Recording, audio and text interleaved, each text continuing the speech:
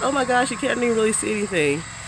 Okay, so I have to fly today on Corona Day, and I missed and called somebody by accident, and I honestly wish I would not have called them. They asked me if I was drunk because I'm going to express myself here. These are my own personal beliefs, but my beliefs really are steeped in the facts. And it's like, oh, you're not offering a solution. You're not offering a solution to this whole thing. You're just upset about it and mad about it like everybody else. And I'm like, no, I'm not everybody else because I actually demand actual facts over speculation. There are 326 million people in the United States, and only 100 of them have died from this alleged virus. Yet we have shut down our economy. I find a problem with that, and I take issue with that when you take away people's rights to go to work to make a living. And then she's like, "Oh, well, you just want to go to happy hour, go to the gym." I say, "Well," because she asked, like, "What do you want to do?" I say, "I want to be able to go to happy hour, go to the gym. I want to be able to congregate however I see fit. That is a right." I don't understand how people don't see that their rights are being taken away from them, and then they have no research to say, well, how many people per day die of AIDS, of cancer, of flu, of hepatitis, of other viruses that have come? Have we ever decided to shut down our economy over it? And if you don't take issue with that, I don't understand you. I don't understand how you don't feel like that your rights are being taken away, and how you feel that you are justified in taking care of your family. And this is where I will go off on a tangent. And it's not about you, or it's not about yourself. It is the love of self that has made people have that mindset where they're only concerned about their family and will shut themselves in. For me, it's not just about going about my daily routine. It is about supporting all of those businesses that I go to as I support them. I think about, like, as I'm here in Vegas, how the casinos are shut down and how people live off tips. How can you compensate somebody for the money that they earn based on a stimulus package? How are you going to calculate that fairly? And then this person said, and I really don't care because I am mad about it. This person said, what did they say? When I offered the solution, they asked me if I was drunk. My solution was to treat a medical issue like a medical issue. If you have symptoms, go get tested. Or this person said they didn't trust people to get tested. How about you make people get tested if they do want to go to work or go to the grocery store? Those are tangible solutions to medical issues. It does not make any sense to have a quote unquote medical issue with no medical facts or statistics or data behind it, and no data collecting. If you guys have any kind of sense at all, you do know that they create a new flu vaccine every year. It takes a while to develop a vaccine. There's no cure for a virus. A virus can be prevented or suppressed. That's documented truth. Prevented or suppressed. Okay? So your hand sanitizer that you're overdosing on is kind of like, do what you can. I'm not saying don't do what you can, but take your thought process a little bit more than that, as the fact remains that most people are going to survive this. Of those 100 deaths, most of them are over 60 or had compromised immune systems. If you are healthy, under the age of 60, you are most likely going to survive this. All the media is telling you that you're going to survive this. Now, they are throwing in a whole lot of buts after they tell you that you are likely to survive this. My whole thing is, if you're likely to survive this, what next? Not just for you, but for your community. Not just for your own personal daycare, your own personal school, or your own personal hot dog buns that you need, but what about your neighbors who do depend on tips or who are hourly wage workers? That's my issue, is that people don't take issue with having the right to earn a living or the right to congregate as you see fit as an issue if you don't have people out here laying out, coughing themselves to death, and falling out in the middle of the streets. And I don't understand, but I do hear people when they say, oh, but we don't want to affect or compromise other people. There have been illnesses and sicknesses since the beginning of time. Have they stopped them? Have they cured them?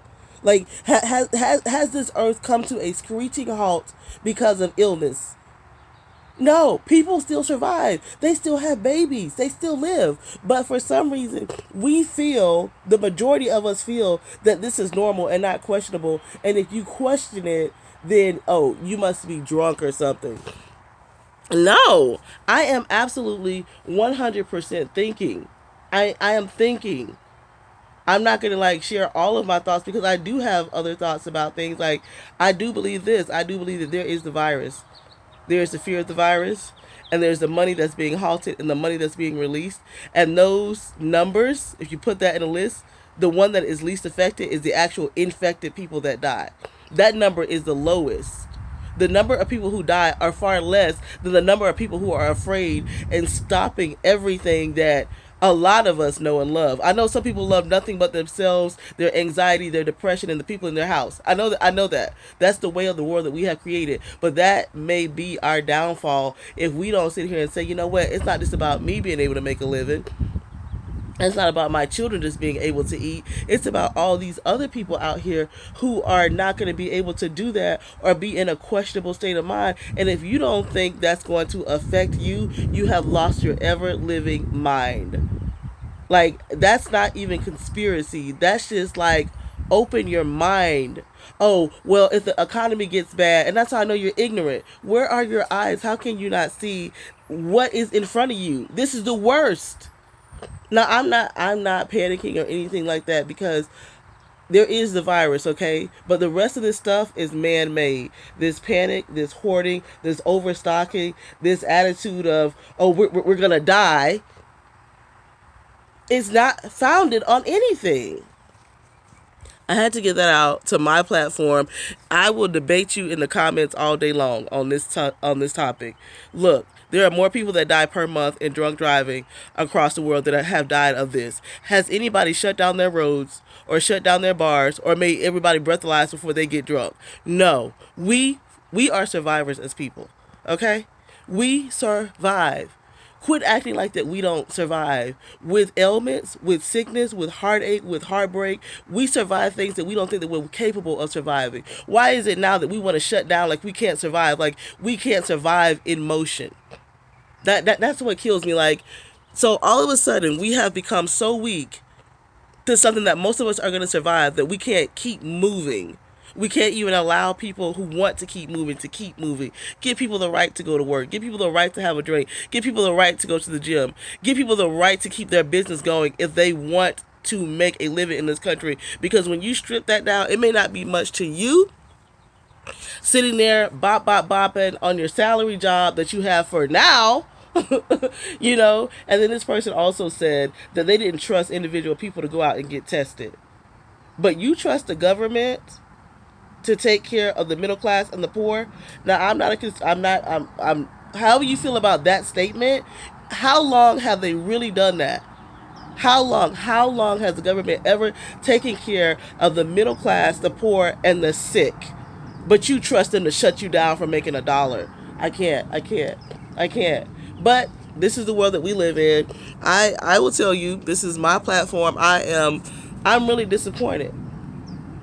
I got into it. I was like, I'm like shutting down my social media because people are like, oh, like this lady who said she was a nurse, which I think was an absolute lie because she's like, she's dealing with this every day.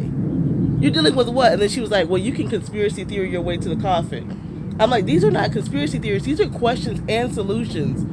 My question is, how many people that you know have corona? How many people in your state have died with it? I can tell you that only just as of today, a little bit over 100 people have died. The biggest outbreak was in that nursing home in the New York area. Other than that, every state has seen less than 20 deaths per state. But this person will sit here and be like, I'm dealing with this every day. It's amazing to me how people can come on, even celebrities like Tom Hanks, Idris Elba, even the man that was on here vlogging, I think his name was like David Abel, vlogging, and he was a senior citizen looking type person, demographic, telling you that their symptoms are mild and that they're recovering, but we are still going to shut ourselves down. Like, what are you basing that on? You're basing that on a spread that you have no facts behind. And then people will say about China. China has poor air quality from the factories that they have. The air is polluted. They are also massively smokers. They've got a lot of poor lung quality. It is not uncommon for people to walk around China with masks on their face no matter what. Those type of things affect what's going to happen to you going back to a compromised immune system. I am not a fearmonger or a hateful person, but sometimes I really do get angry. I get angry when people are not seeking the facts for themselves and standing on truth and faith and the fact that it is a freaking fact that we will survive. Some people are going to be left on this planet And some people are going to leave this planet. I can leave this house right now and get in a car accident. Does that shut down the automobile industry because of that? No, but we're going to shut down our way of life, and we're going to take away and strip down the rights as individuals just so that you can sit there based on nothing.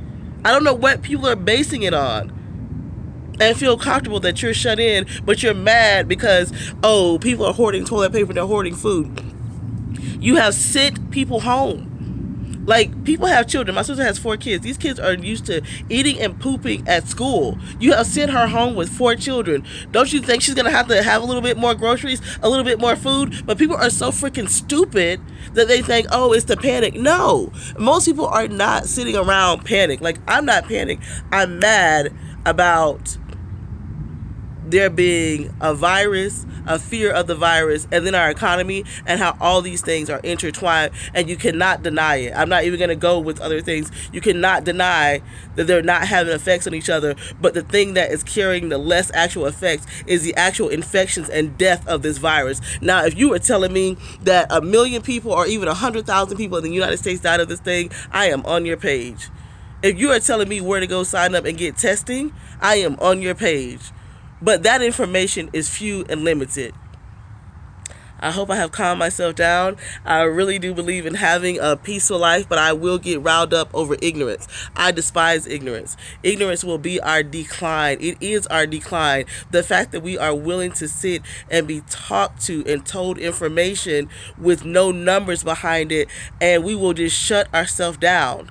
And we will depend on other people to tell us the right thing to do. We really are depending on other people to tell us the right thing to do. I just think for yourself and advocate for each other, not just your own fear, your own panic, your own depression and anxiety. And there's another person out here, so I'm gonna go. I need to get some fresh air anyways. Bye, guys. I will probably film some stuff in the airport today, and I do have a cough and a cold. I don't know what it is. And guess what? I'm gonna live. I am absolutely, positively going to live. And if you are on the internet, most chances are you probably gonna live too. You gonna live. Your grandmas and granddaddies, they gonna live. There's like a huge chance they're gonna live. Like, just know that some people are gonna live. No matter what happens, we're gonna live. The thing is, how are we gonna live? How are we gonna go forward from this? And how are we gonna take care of each other as we recover from this? All right, bye.